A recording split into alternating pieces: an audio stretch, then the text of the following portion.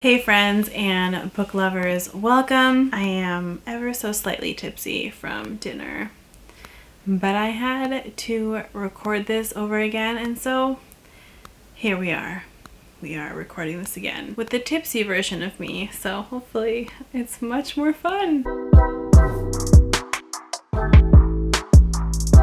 Today's video is a August wrap-up video plus the current books that I'm currently reading. I didn't read all that much in August, unfortunately. I think both July and August were slower months for me. I'm hoping that September I get to read more, even if it doesn't amount in more number of books, because I'm reading some meaty chunkers this month. But I wanted to discuss all the books I read in August and then go into what I'm currently reading and then go into what I've lined up next after I finish my current reads. So the first book that I finished in the month of August was Dragon Bird in the Fern by Laura Ruckert. This is a YA fantasy romance novel, as it's marketed anyways, and it was truly quite a YA fantasy romance. The plot was there, it was interesting. I did do a review, a full spoiler-free review on this arc, and I'll link that up above so you guys can check it out if you're interested in that spoiler-free review. But I think I gave it like a 3 or a 3.5 stars. It was fun, it was enjoyable, but it wasn't anything that I'm gonna reread. It wasn't a favorite, but I think it was her debut, and I think for a debut it was pretty solid. I would be interested in reading more fantasy romance from Laura Ruckert, but this book was just okay. I think I'm also used to reading more adult fantasy romances, and this is more of a YA, so everything's very chaste, very toned down, not as complex as an adult novel, but it was still really fun and I enjoyed my time reading that arc. The second book that I read in the month of August was Serpent and Dove by Shelby Mahurin. Now this was a reread for me, and if you've been around for a while, you know that I really did not at all enjoy my first read through last year. For Serpent and Dove, I went in actually expecting like an actual Sarah J Maas type of novel, and I know her novels get a lot of hate, but when you go deeper into them, there's actually a lot of real things she includes in there, like trauma. There's a lot of layers to her characters. I find them to be like very complex. They're not very complex, but I find them to be like pretty complex and very relatable in terms of all the things that they've gone through. Whereas Serpent and Dove was more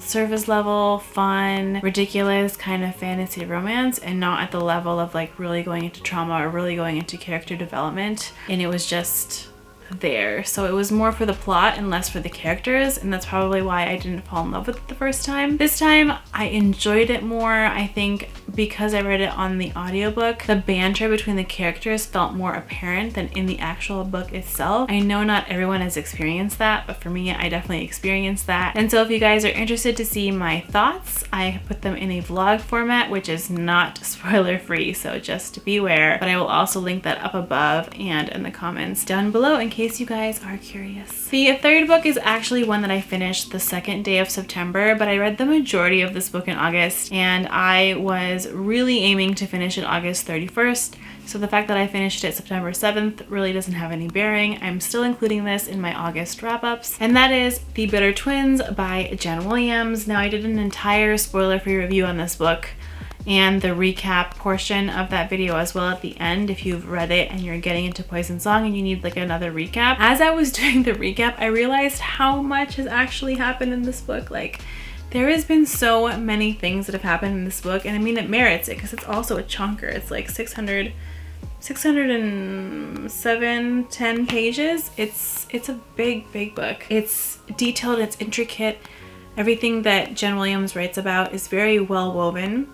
It's very well done in my opinion, and there's a lot of different layers to it, and her characters are very complex, and that's what I really love, is that it's very plot driven, but it takes its time. It doesn't just do something for the sake of giving plot. And there was a part of this that I felt lagged a little bit, so I only gave it a 4.75 stars, but I think for other people it could easily be a 5. I just had that little problem with it and I just couldn't give it a full 5. But either way, I really love this. I would definitely reread this series if I was to reread it, which I know I will because it was just such a good novel, and I just can't wait for Poison Song. So now I'll go into the books that I am going to read next, and the first one of these books is one that I have mentioned, and that is actually Poison Song by Jen Williams. Now, This one we're waiting to read it because we are doing a Bitter Twins video with Joanna, and then after we do that video, we're gonna put our predictions in that video so that we can then read Poison Song, which is really exciting for both of us because we are really looking forward to this read. I don't know what to expect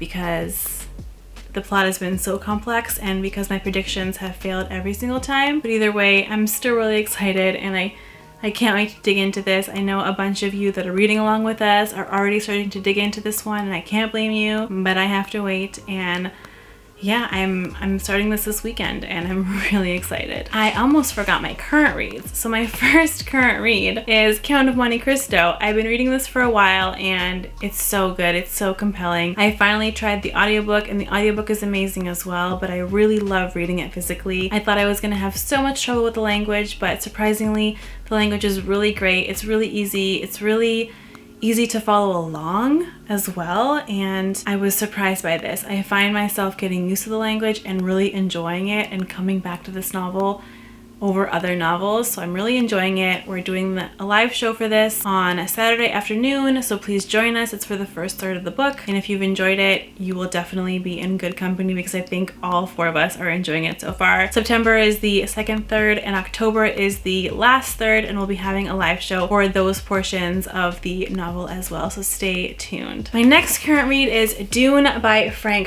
Herbert, and I'm loving it so far. I've been tabbing it up. I've really enjoyed it. I've really surprised myself with how much I've enjoyed this. I didn't think that I was going to enjoy a 1960s novel, sci-fi novel in this day and age, but I'm really freaking enjoying it, and I can't wait to share my thoughts on it when I finally read it. I know we're having a live show for this on Sunday. By the time you guys see this video, I'm sure that I will be more into this and way further into the book. All right, my battery died. Ugh.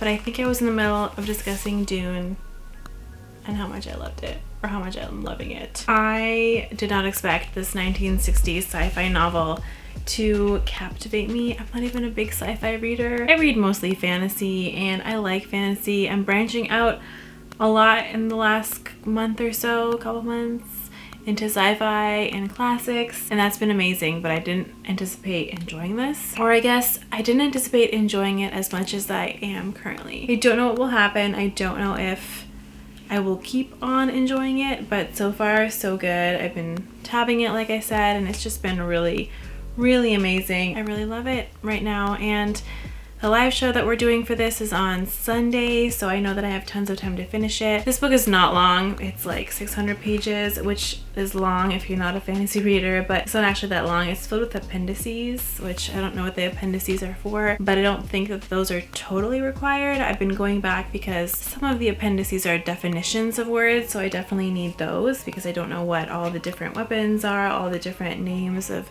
statuses and of jobs are, but so far this one is it's so good, and I'm just so happy to be reading it, and I can't wait to discuss it with everyone on the live show. I think it's going to be so good. I also just want to say I have not forgotten about Well of Ascension. I haven't started that one, but that one's also on my list to start. I just didn't include the book in this because I just figure I'm going to start it. I need to start it by the end of September, at least start by the end of September so that I could just finish it quickly. I don't think it's going to take me a very long time to finish it, judging by how much I loved Final Empire. It's just that I have all these other commitments for books that I feel like I have to do, and though this is a buddy read between Andrew and I think we're both a little overcommitted right now, but we're still trying. We're still trying to read it to the best of our ability. The last book I'll talk about right now, there are a couple other ones that I want to start, but I feel like I'm going to try to keep it minimal right now so that I can try to get through the ones that I'm talking about at least, and anything else will be a bonus. But the last book that I want to read, or reread rather, is The Eye of the World by Robert Jordan. I read this in my middle school days, and I really want to vlog my experience rereading this. I think it'll be really interesting to see my thoughts now versus my thoughts as a middle schooler reading this. I read a lot of adult fantasy when I was younger. I think that's pretty much all I read.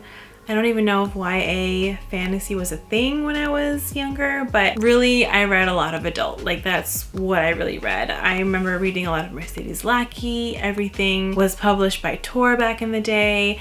I even have really old books from Robin Hobb, like 90s covers of Robin Hobb's series, trilogies that I still have, and I have all the new covers now, but back in the day I had the old covers. And even though I can't always remember when I read a book or why I have a certain copy, I know that I've read it. And I actually remember reading Eye of the World because when I read the synopsis and I flipped through, I could remember names, I could remember premises. When I hear other people talk about it, I can remember bits and pieces of the story. So I'm really excited to do a vlog where I can just kind of compare what I remember from the story and what I remember my impressions being versus what my impressions are now. I know as a middle schooler, like a preteen, teenager, I understood most of the book, but there were some concepts that I knew I couldn't grasp and that I knew that were very adult, not in a smutty way, but just in a more mature way to understand. And so I'm intrigued to see if I remember not being able to understand them back in the day, but now as an adult, having a better understanding of these issues and of these